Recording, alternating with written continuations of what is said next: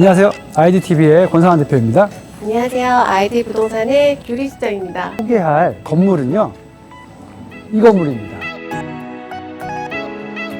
여기 위치는요, 홍대 구역과 합정역 사이에 있는 서교동의 오피스 상권이 발달된 위치입니다. 네. 지하 1층부터 1층은 일반 음식점으로 마칠 예정이고요.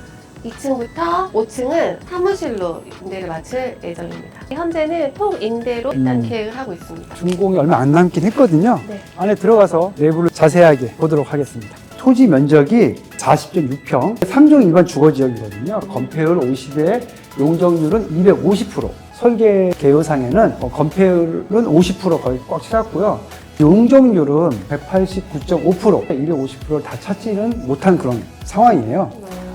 보통 여기 일조권 사선 제한이 걸려 있기 때문에 계산해서 건물 설계를 해보면 최대한 찾으신 것 같고요. 기준은 주차 대수예요. 주차 대수 2.49대로 해서 거기에 맞춰서 계획하다 보면 토탈 연면적 100평 안에서 지어야 되기 때문에 알짜배기 건물입니다. 대로변에서 봤을 때 우측에 있는 직각 주차 1대, 평행 주차 1대, 앞에 도로는 이제 4m 도로이기 때문에 대착 없이 토지 면적 그대로 신축할 수 있었습니다. 레이아웃이나 구성을 보면 코어층이라고 하죠. 이 계단과 엘리베이터 위치가 굉장히 중요한데 대로변에서 봤을 때 좌측면, 왜냐하면 이쪽권의 반대면에다가 하는 게 제일 유리합니다. 제일 먼 쪽에다가 설치를 하다 보면 레이아웃 구성은 이쪽이 주출입, 엘리베이터실 되고 저쪽에 임대토지 경계에서 1.5m 뛴 상태에서 또 건물을 지어야 되기 때문에 건물이 설계를 정말 잘했어요. 노출로 되어 있는 계단을 통해서 건물을 올라갈 수 있게끔 디자인을 했고요. 2층만 한번 돌고 올라가게끔 설계를 했는데 최대한 내부의 면적을 건폐율 50% 안에서 지하 1층은 23평, 1층은 15평, 2층 18평, 3층 19평. 3층이 좀 넓어요. 2층에 계단실을 돌아가기 때문에 2층은 당연히 3층보다 적게 됐습니다. 4층 14평, 5층 10평. 5층까지가 일조권의 최대 한도 선이거든요.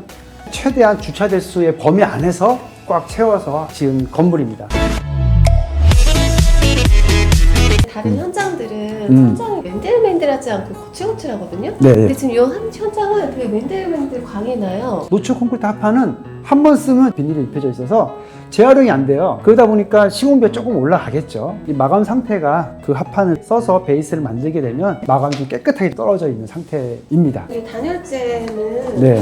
좀 얇아 보이거든요. 단열재도 여러 종류가 있는데 그러니까 PF 보드라고 해서요. 스티로폼 같은 두꺼운 게 깔려 있고 거기 또 은박이 깔려 있거든요. 아니면 80mm, 어떤 건 100mm 이렇게 나와요.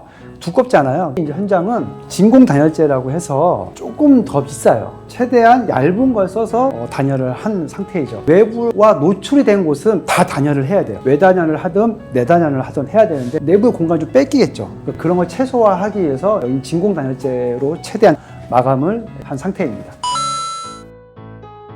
스타코 플렉시라는 마감재 메쉬를 설치를 해서 저 단열재와 스타코가 잘 연착이 되게끔 아이보리 컬러의 미장을 해서 마감을 할 계획입니다. 계단실 밑에 있는 하부 공간이에요. 대부분 뚫지 않고 막거든요. 보기에는 쉬워 보여도 굉장히 어려운 방법이에요. 하루 만에 타설을 2개 층을 동시에 해야 됩니다. 배관을 설치할 때 되게 복잡해져요.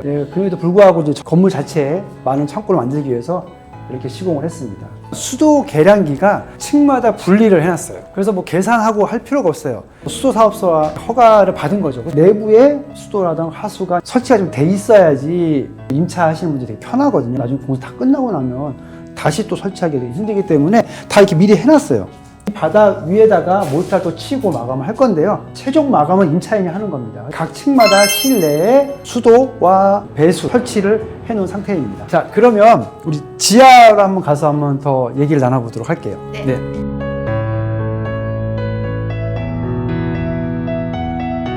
지하로 내려왔는데 네. 어떠세요, 느낌이?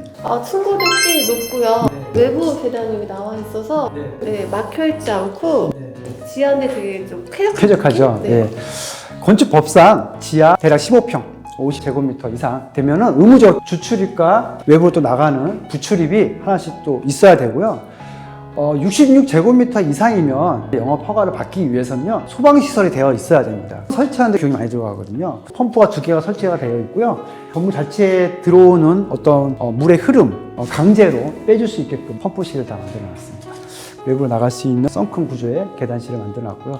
튼튼한 볼을 두 줄을 설치를 하게 돼서 이렇게 좀 차이가 있습니다. 계단이 이렇게 내려가 있나요? 이 네. 계단은 뭐예요? 여기는 이제 외부 계단이지 않습니까? 그래서 외부 계단이 비가 오는 날 물이 막 흘러내리면 여기서 빠져나갈 수 있게끔 우수 배관이 여기다가 페데스타일이라고 바닥에서 띄워져 있는 그런 제품을 깔 거예요. 그 상태에다가 대리석 마감. 외부와 만나는 단열재예요. 여기는 지금 PF 보드예요. 여기는 진공 단열재거든요. 이게 터지면 안 돼요. 이런 것들이 터지면 하자거든요. 메쉬를 얹고 10mm거든요. 마감을 할 때 이 두 개 맞춥니다. 그래서 하나로 보여요. 여기는 단열재가 필요 없거든요. 외부라서. 나중에 라인을 같이 맞출 거예요. 예를 들어서 PF 보드를 설치를 하게 되면 이 공간이 좁아질 거 아니에요. 최대한 이 계단실 공간을 확보해주기 위해서 진공 단열재를 쓴 거고요. 단지 문제점은 구멍을 못 뚫어요. 그래서 이 건물 뒤쪽은 스티로폼 단열재로 된 거예요. 에어컨 실외기 선이 나와야 되거든요. 여기 2층이고요. 15평. 어때요? 벽 자체가? 창 많은 거 좋으세요, 집에서? 전 좋아요. 좋아요. 임대를 나보시면 아시겠지만 대부분 창이 많은 거 좀 선호하시죠? 그럼요. 단열바 사시로 설치를 해서 최대한 단열의 효과는 누리되 창은 최대한 많이 뚫었습니다. 그래서 일반 분들은 잘 못 느낄 수 있는데 저 코너를 보시면 기둥이 없죠? 네. 그죠? 시원하죠? 저게 만약 기둥이 있다고 했으면 되게 못생겼을 것 같죠? 구조적으로 설계를 하면서 포인트라고 저는 생각을 해요. 봤을 때도 시원해 보이고 기둥을 최대한 없앴다라는 게 저는 이 건물의 장점이다 이렇게 생각이 듭니다.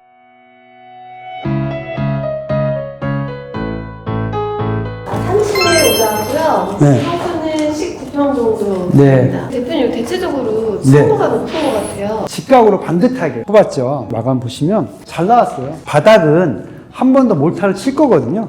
대신 마감은 인차이니. 예, 그거 꼭 기억해 주세요. 네, 타일이든 에폭시든. 여기는 내부인데 네. 천장에 단열재가 있네요. 외부와 노출돼서 만나는 곳은 단열재를 꼭 넣어야 됩니다. 바로 위가 베란다라고 생각하시면 됩니다. 최대한 얇게 하기 위해서 진공 단열재를 설치를 한 거죠. 여기는 베란다고요. 데크를 깔아서 테라스 식으로 해줄 계획입니다. 이 난간들은요, 가느다란 파이프, 그림에 보시면 이렇게 나와 있습니다. 여기는 4층이고요. 평수는 14평 정도 됩니다. 사선이지 않습니까? 4층부터. 그 일조권 때문에 사선으로 이렇게 쭉 올린 건데요. 설계하는 방법이 차이가 있을 수 있겠지만 보통은 이렇게 끊고 직각으로 올라가고 여기를 베란다로 쓰는 거죠. 위에도 꺾어서 올라가고 하면 베란다로 쓰는 거죠. 그래서 이렇게 층층을 만드는 경우도 있고 이렇게 사선을 쳐서 일조권에 맞춰서 그러다 보니까 이런 모양의 벽이 생기는 건데요.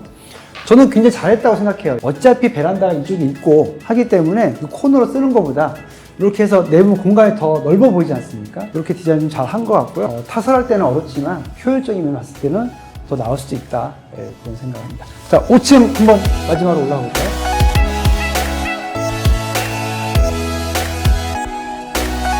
여기는 5층이고요. 네. 평수는 약 10평 정도 됩니다. 네, 맞습니다. 여기 마지막 층이거든요. 천장이 높죠? 굉장히 높아요. 이제 마지막에 어떻게 보면 피니쉬를 한 거죠. 마지막 마무리. 끝! 여기까지 끝! 할 수 있는 최대한 높이로 한 거고요. 엘리베이터도 들어가 있고, 디자인적으로 보면 여기 굴뚝같이 튀어나와 있거든요. 엘리베이터 점검부예요.